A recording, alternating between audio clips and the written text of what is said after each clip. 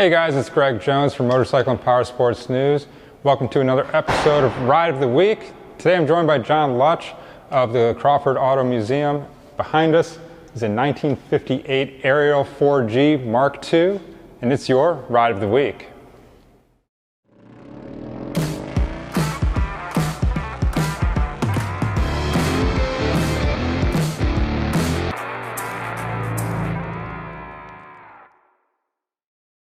John, thanks again for showcasing another motorcycle here on display at the Crawford. Sure, great. And this one is another example of a British bike. And if you could, give us a little rundown of the history of Ariel and kind of what makes this particular model unique. Sure. Well, one of the things that we were looking at before with the Vincent and the Velocette and so forth is that kind of 50s British aesthetic where you have the black tank and the kind of gold trim. You see it here again on a different company. Ariel had been around since the 1920s, basically. This bike in particular is very unusual because it's called a Square 4.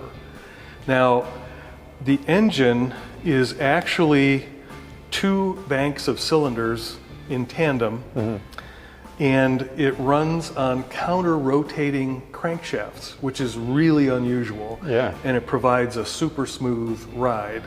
The only deficit, and the engine was actually designed in 1930, and it was a 500cc to begin with. Then in 31, when they actually went into production, they went up to 600 cc's, and then after the Second World War, they went up to 1,000 cc's. Which is this one, The only real deficit, although it had that really innovative and vibration-resistant crank system, the rear set of cylinders you can see back here, they were really right behind the front cylinders, so you had a heat soak issue and a ventilation issue, almost like an aircraft engine that has radial cylinders placed one behind the other. And by the time this bike came out in '58, they had pretty well solved the problem, but it never got completely figured out. So that was the one deficit. This bike was also very easy to operate. One of the kind of advertising things that Ariel did, I believe it was in the 50s or maybe even the 40s, was that they had a bunch of high school kids hop on the bike and had them start it with a, kickstart it.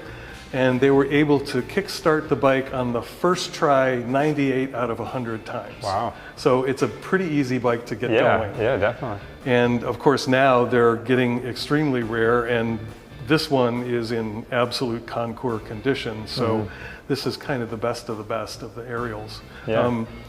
Earlier on too, before they became classics and highly desirable, people were making choppers out of them, which is really weird when you think about it, but some of those choppers still exist today. Yeah, it's kind of a big detour from what you see here. But I guess that's what's cool about a chopper is that you make it your own thing, That's very neat. So, John, anything else unique about, Ariel bikes in general, or anything specific to this model?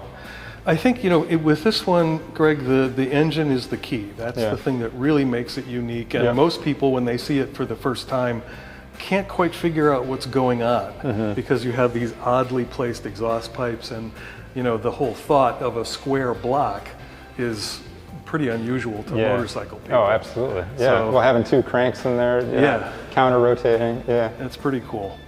Awesome. Well, John, we appreciate you giving us a quick rundown of this Ariel 4G Mark II. And, pleasure. Guys, if you're not familiar with the Crawford Auto Museum, make sure you're checking it out. They got a lot of cool stuff. If you're ever in the Cleveland, Ohio area, I definitely recommend coming and checking it out. And John, thanks again for telling us about this bike. You're very welcome. Thank you to all you guys out there for watching this episode of Ride of the Week. Make sure you're checking out Motorcycle and Powersports News for more motorcycle and powersports content. We'll see you next time.